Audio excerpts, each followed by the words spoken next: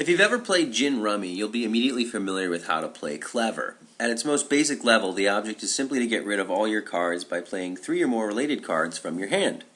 Here's an example of a hand a player might have. Remember, you're trying to find 3 similar cards. Do you see any sets of 3 you can play?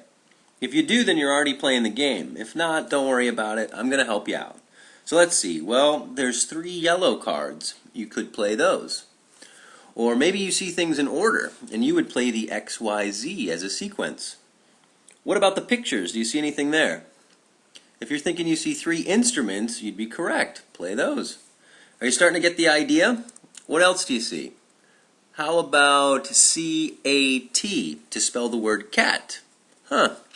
As you can see, it all depends on what the player sees and how clever they want to be in playing their hand. And we're still not finished. I hope you didn't forget about the numbers up there. Doesn't 3 plus 4 equal 7?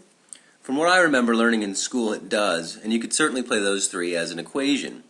And really, that's playing clever in a nutshell. But before we move on, I wanted to show you how the individual cards reflect more than just a color, picture, letter, or number. The color used for a card will always be the color most often associated with the picture on the card.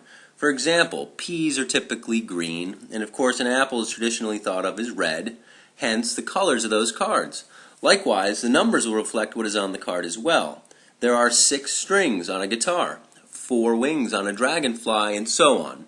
Taking the time to design the cards in this way not only helps maintain the educational integrity of the game, but it also teaches in a way that the player doesn't even realize they're learning. And that's clever.